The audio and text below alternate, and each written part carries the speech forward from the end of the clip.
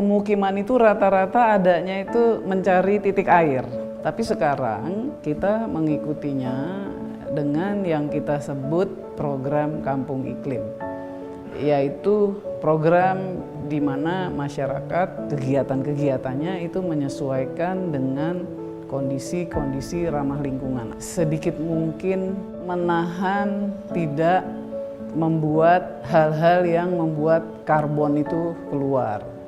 Saya mendorong seluruh masyarakat kita, ayo kita kembangkan program Kampung Iklim. Selamat sore Sobat Hijau, bertemu lagi dengan saya Tasya Kamila di podcast Ngabuburit di Hutan.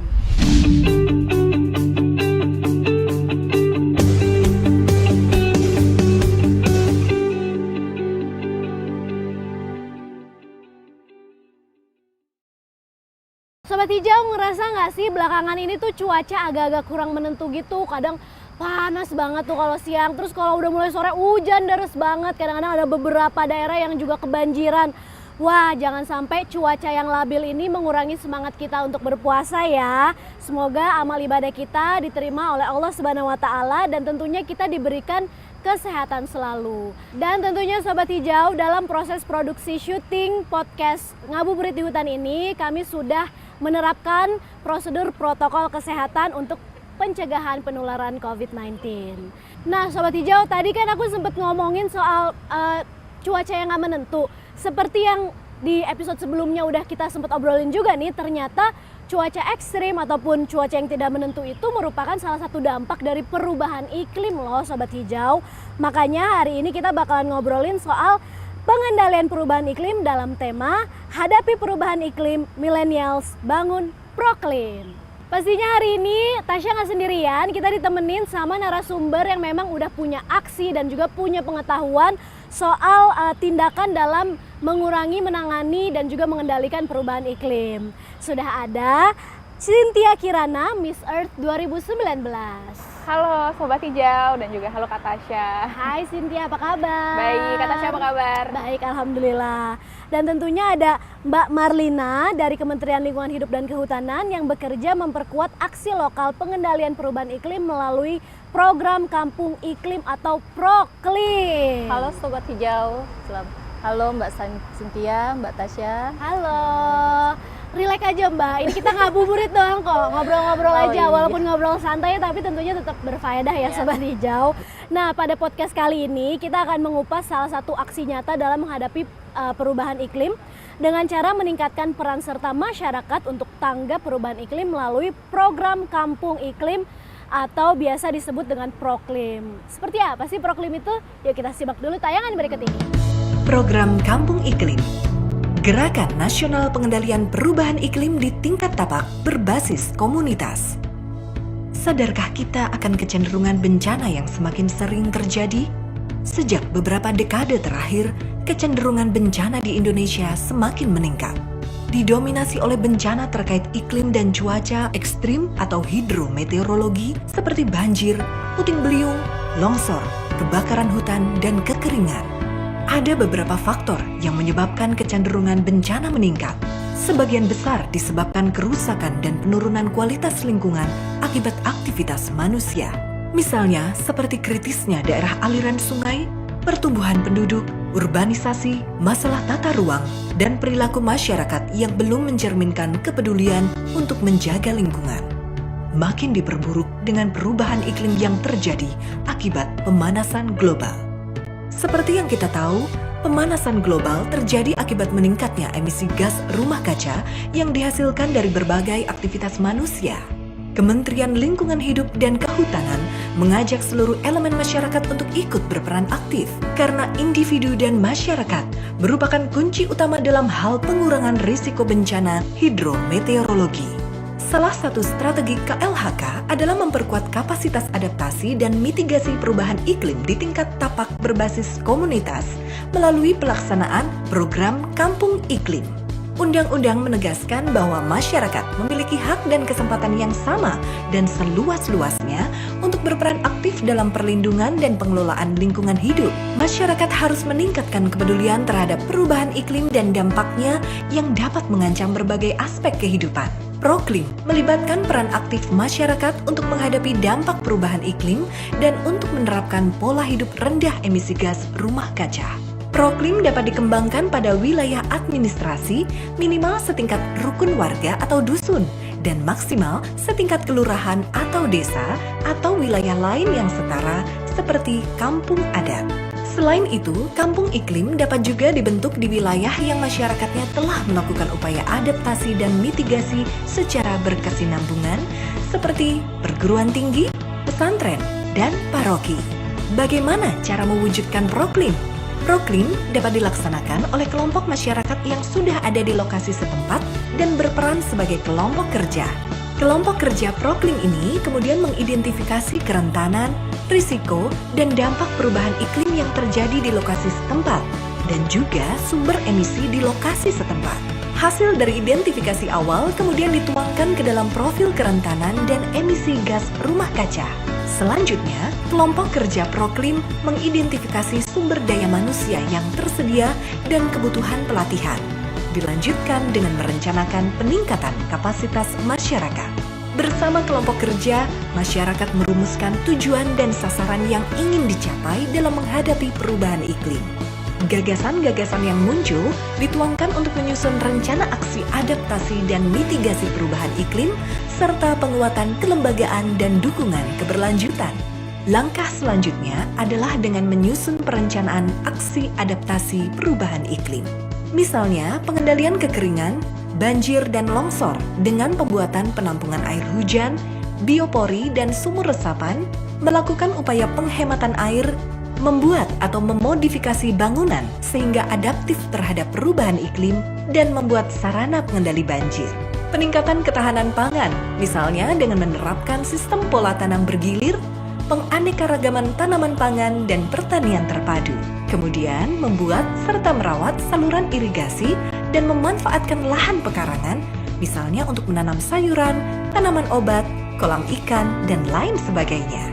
Pengendalian penyakit terkait iklim dengan mengendalikan faktor penyakit, misalnya mengaktifkan peran Jumantik dan melaksanakan 3M, serta menerapkan PHBS, sanitasi, dan penyediaan air bersih.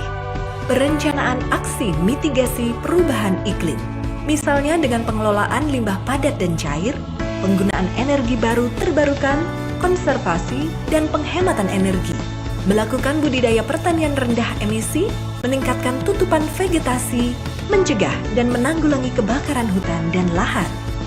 Perencanaan aksi adaptasi dan mitigasi perubahan iklim di wilayah pesisir, yaitu dengan penanganan atau antisipasi kenaikan muka air laut, rop, intrusi, abrasi, ablasi, erosi akibat angin, dan gelombang tinggi, pembuatan struktur pelindung buatan, dan mata pencaharian alternatif. Selanjutnya adalah pelaksanaan rencana aksi-aksi tersebut. Aksi dilaksanakan dengan memprioritaskan aksi yang berkontribusi paling besar untuk menurunkan emisi gas rumah kaca atau yang menjawab ancaman terkait dampak perubahan iklim yang paling kritis. Proklim merupakan kegiatan berbasis komunitas yang berkelanjutan, sehingga penguatan kelembagaan merupakan kunci keberhasilan dalam pelaksanaan Proklim. Kelompok masyarakat yang terdapat pada lokasi Proklim merupakan ujung tombak dalam pelaksanaan kegiatan adaptasi dan mitigasi perubahan iklim di tingkat tapak. Dengan pelaksanaan aksi yang berkesinambungan dan berkelanjutan, Proklim dapat memberikan manfaat di bidang ekonomi, sosial, lingkungan, dan pengurangan risiko bencana terkait iklim. Dengan Proklim pula, kita dapat membangun generasi baru yang peduli terhadap perubahan iklim. Demi anak cucu kita, demi keberlangsungan kehidupan di bumi. Ayo, bersama Proklim, kita laksanakan aksi adaptasi dan mitigasi perubahan iklim secara berkelanjutan. Wow, ternyata memang aksi nyata itu harus dilakukan dari lingkungan terdekat kita dulu ya. Dari rumah kita sendiri, itu juga ngaruh loh. Apalagi kalau kita bisa bikin lingkungan di sekitar kita udah sampai Proklim, itu udah pasti keren banget deh. Sekarang kita ngobrol-ngobrol yuk sama narasumber kita. Yang pertama, aku mau ngobrol dulu nih sama Cynthia, seorang Miss Earth. Pastinya di rumah udah mulai menerapkan green living dong ya. Boleh dijelasin nggak ke Sobat Hijau kira-kira gerakan apa aja sih atau kebiasaan ramah lingkungan apa aja sih yang udah kamu terapkan di rumah?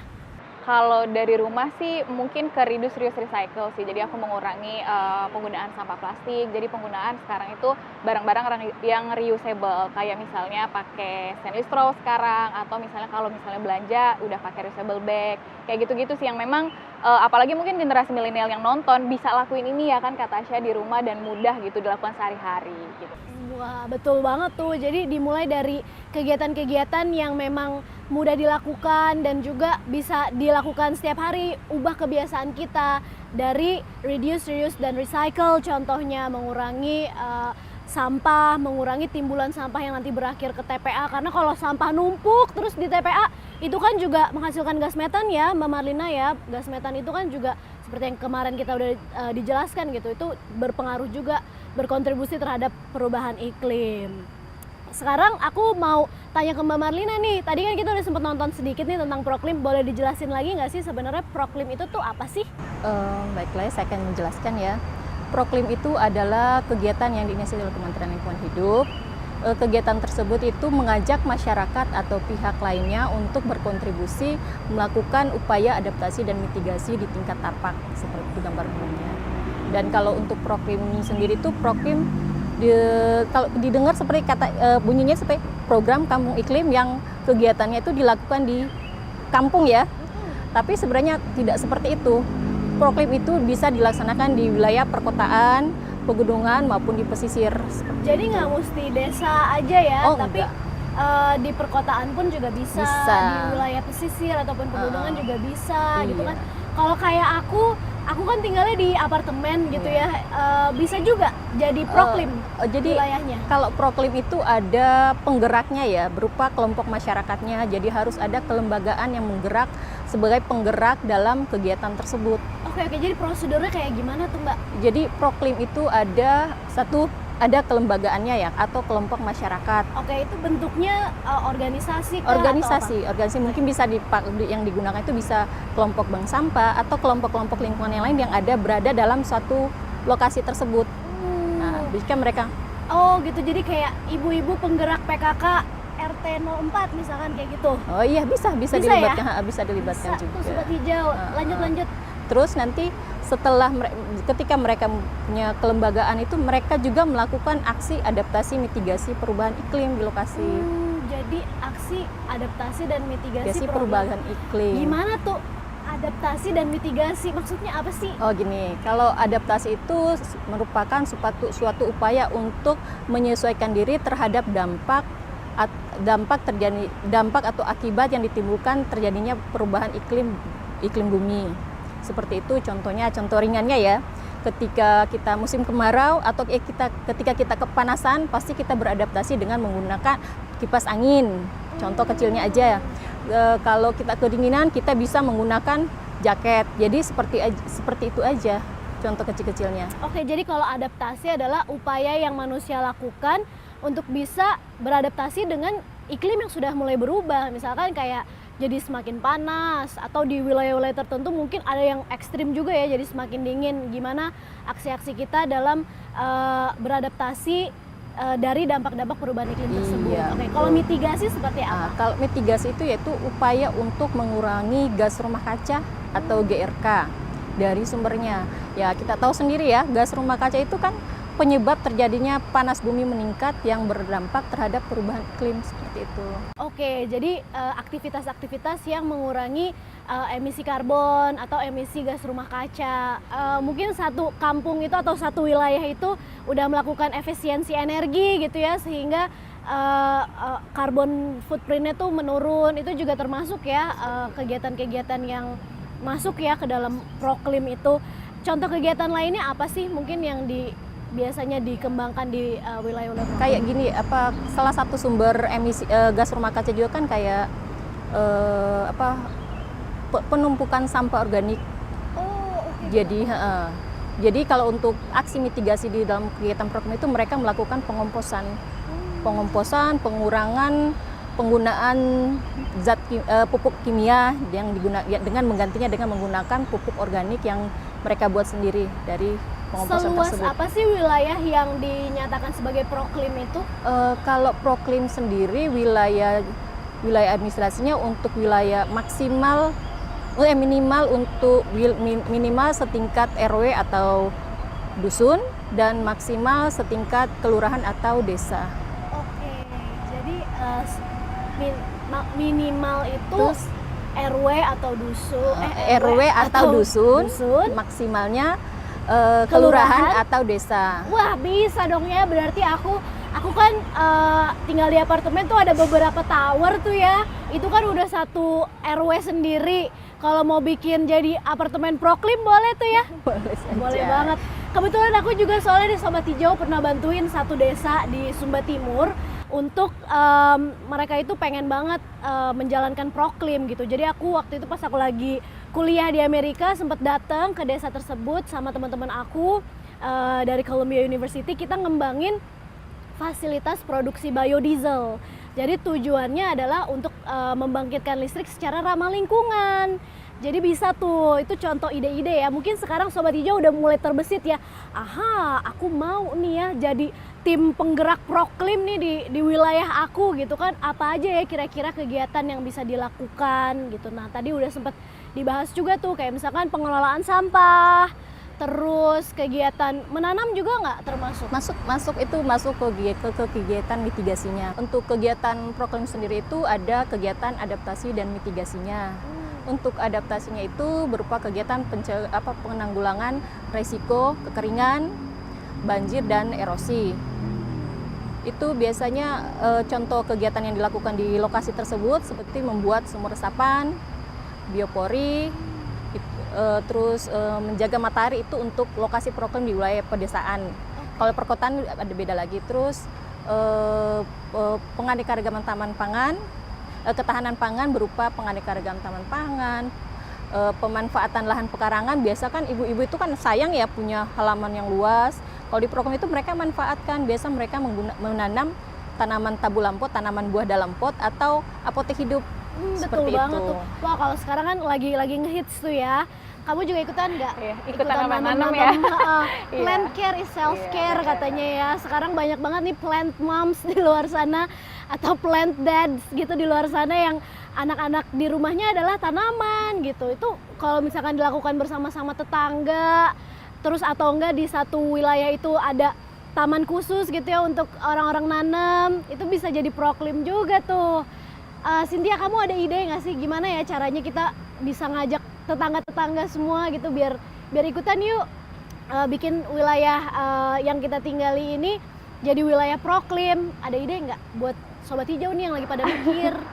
Mungkin sebenarnya harus dimulai dari satu rumah dulu ya Kak Tasya ya, entah itu anaknya yang mungkin generasi milenial juga sama kayak aku gitu, jadi dia penggeraknya, kemudian ngajak orang tuanya, dan akhirnya mungkin orang tuanya ngajak tetangga-tetangganya juga, akhirnya kan bisalah satu kampung itu menjadi Proklim gitu. Walaupun sebenarnya Proklim itu bukan yang mungkin orang ngiranya Proklim adalah kampung gitu ya, kayak mungkin di sekelas apartemen seperti kata Tasya mungkin tadi mikirnya nggak bisa gitu. Ternyata Cynthia juga baru tahu hari ini dari Mbak Marlina, ternyata Proklim itu kita bisa lakuin di mana aja, walaupun sekelas apartemen, walaupun misalnya kos-kosan ya kan. Sekarang anak-anak yang dengan kegiatan-kegiatannya yang mudah bisa dengan menanam juga ya. Jadi mungkin dimulai dari satu rumah, satu unit atau satu kamar dulu sampai akhirnya dia ngajak-ngajak lain, mungkin itu akan bisa menjadi satu kesatuan komunitas Proklim. Setuju banget ya, balik lagi dari kita sendiri. Kalau kita udah terbiasa melakukan hal-hal yang ramah lingkungan, yang bisa memitigasi ataupun hal-hal yang bisa berhubungan dengan adaptasi perubahan iklim, itu siapa tahu bisa menginfluence ya orang-orang di sekitar kita dan jadi pada ikutan. Ujung-ujungnya mungkin daerah kita bisa dinyatakan sebagai Proklim gitu ya. Terus Cynthia sendiri udah pernah berkunjung belum sih ke Kampung Proklim? Nah kebetulan belum nih, karena aku juga nggak tahu Proklim ini apakah ada di Jakarta apa enggak. Kira-kira Mbak Marlina ada ya berarti di Jakarta ya? Kalau untuk Proklim sendiri dia tersebar, pokoknya dia tersebar di wilayah perkotaan maupun di pedesaan. Kalau untuk wilayah Jakarta itu ada salah satu lokasi di RW 01 Sunterjaya, Jakarta Utara. Di situ mereka udah termasuk bagus ya lokasinya, mereka udah melakukan pengomposan komunal. Mereka udah melakukan kegiatan ketahanan pangan, udah itu dilakukan di ganggang rumah itu kan pemukiman padat penduduk ya. Jadi mereka memanfaatkan lahan-lahan yang kosong sedikit atau jalan yang kosong sedikit, mereka menanam buah-buahan atau menempatkan tanaman pekarangan gitu. Pasti kalau setiap wilayah, setiap RW, setiap kampung, setiap desa di Indonesia udah menerapkan aksi-aksi ataupun kegiatan-kegiatan proklim, aku jamin pasti Indonesia makin asri, makin adem, tetangganya juga saling rukun satu sama lain ya. Nah pastinya Sobat Hijau jadi semakin penasaran dan juga semakin tertarik kan ya soal proklim ini. Nah untuk lebih jelas lagi soal proklim, kita dengerin yuk penjelasan dari Menteri Lingkungan Hidup dan Kehutanan Ibu Siti Nurbaya. Selamat sore Sobat Hijau, Millennials, ketemu lagi ya. Kita ngomongin program Kampung Iklim. Itu program yang sangat penting loh. Dan sangat penting atas berbagai alasan. Pertama, bahwa seperti udah kita bahas, bahwa persoalan iklim itu telah membawa banyak konsekuensi. Misalnya, naiknya tinggi muka air laut sehingga terjadi banjir rob. Kena deh tuh pemukiman-pemukiman yang di kota-kota, terutama di kota-kota tepi pantai. Dalam sejarah peradaban dunia dan katakanlah terutama di Indonesia, itu pemukiman itu rata-rata adanya itu mencari titik air atau water point. Oleh karena itu dalam catatan kita 40% wilayah pemukiman Indonesia itu adanya di tepi-tepi perairan. Jadi ada di tepi sungai-sungai besar, ada di tepi laut dan lain-lain. Nah, oleh karena itu apa yang harus dilakukan? Yang bisa dilakukan, dan sebetulnya dari zaman dulu juga manusia menyesuaikan dengan situasi yang ada. Tapi sekarang kita mengikutinya dengan yang kita sebut program Kampung Iklim, yaitu program di mana masyarakat di dalam kehidupan sehari-hari, di dalam kegiatan-kegiatannya itu menyesuaikan dengan kondisi-kondisi ramah lingkungan. Artinya apa?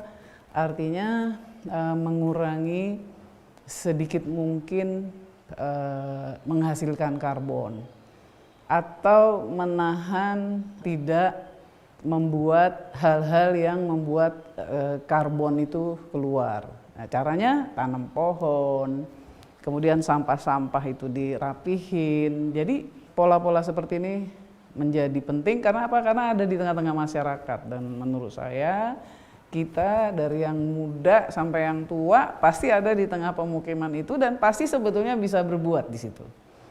Saya udah diajak oleh kawan-kawan di Direktorat Jenderal, oleh Mbak Tantri dan kawan-kawan itu ke daerah-daerah kampung iklim. Kita di Indonesia udah punya 3.000 lebih, mungkin 3.900-an. Tapi kalau kita lihat keadaan hari-hari, sebetulnya harusnya menurut saya sih sampai 20.000 gitu loh. Masa cuman sekian ribu. Kenapa? Karena kan tadi kan udah dibilang bahwa 40% pemukiman kita ada di wilayah perairan atau mencari water point, mencari titik-titik dekat air. Di Indonesia ada kurang lebih 80.000 desa.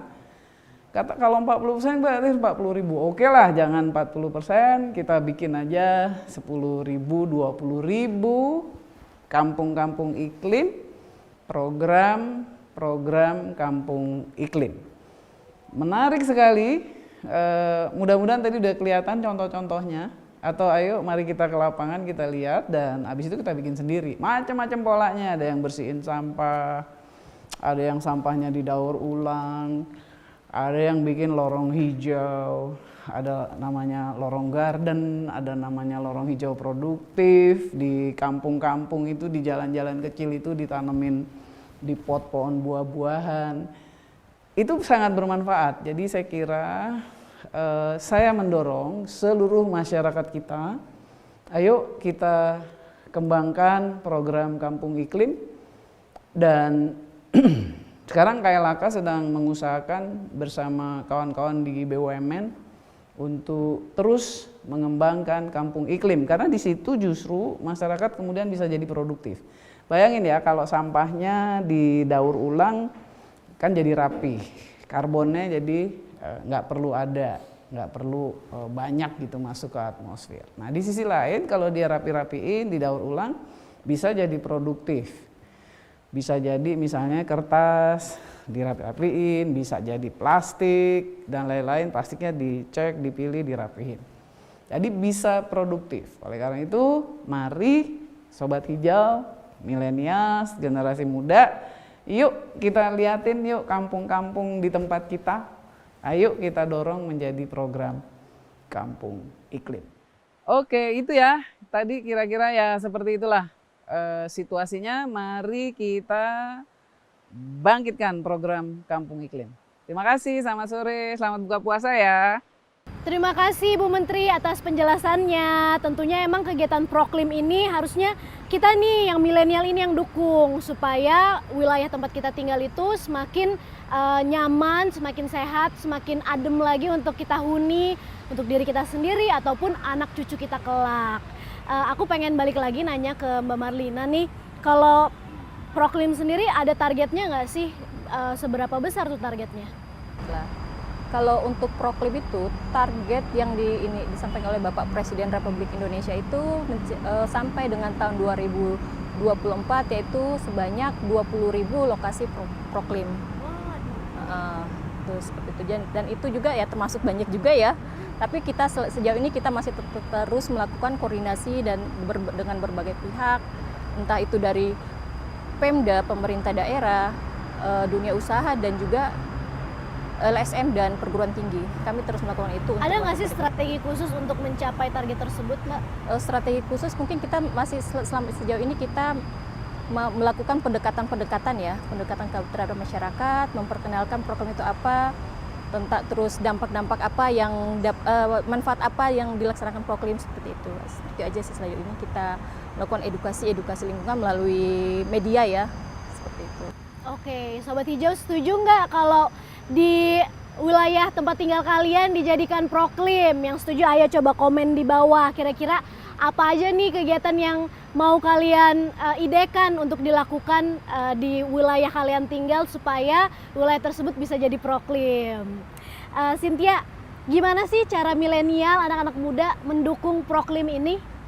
Kalau untuk generasi milenial mungkin ke sosial media dulu ya kali ya Kak Tasya. Apalagi pandemi kayak gini, orang-orang apalagi generasi milenial sekarang banyak kan buka sosmed ya sekarang gitu. Karena mungkin kebanyakan di rumah juga. Mungkin dengan posting foto-foto atau share foto-foto tentang Proklim. Kayak gimana sih foto yang dimaksud dengan Proklim itu, seperti apa bentuknya, mungkin atau informasi apa aja yang bisa dilakukan generasi milenial di rumah gitu, yang bisa dilakukan berkaitan dengan Proklim. Atau bahkan Proklim ini kan juga punya channel YouTube-nya ya Mbak Marlina ya, mungkin juga bisa Instagram-nya juga ada, mungkin diposting mengenai itu sehingga generasi milenial juga bisa aware, oh ternyata ada Proklim gitu, oh ternyata orang tahu Proklim itu apa, akhirnya sudah tahu aksinya seperti apa, mungkin mereka akan melakukan aksi nyata gitu bersama komunitas-komunitasnya atau tetangganya. Mungkin itu sih Kak yang. Oke, jadi dari sosial medianya dulu nih dipakai buat hal-hal yang berfaedah ya, kayak cari informasi soal Proklim, terus juga kalau ngelihat kegiatan-kegiatan yang memang mendukung aksi mitigasi ataupun adaptasi perubahan iklim, ya udah mungkin bisa di-share juga di sosial media, siapa tahu jadi semakin banyak yang terinspirasi dan tergerak untuk menata kampungnya, desanya, wilayah tempat tinggalnya menjadi Proklim. Wah, Sobat Hijau, menarik banget ya bahasan kita di Ngabuburit di Hutan kali ini, bahwa ternyata aksi nyata untuk pengendalian perubahan iklim itu harus dimulai dari diri kita sendiri, harus dimulai dari kampung kita sendiri. Upaya bersama menjaga kelestarian alam itu tentunya tidak lepas dari perintah Allah Subhanahu wa taala seperti yang tertuang dalam surat Al-A'raf ayat 130.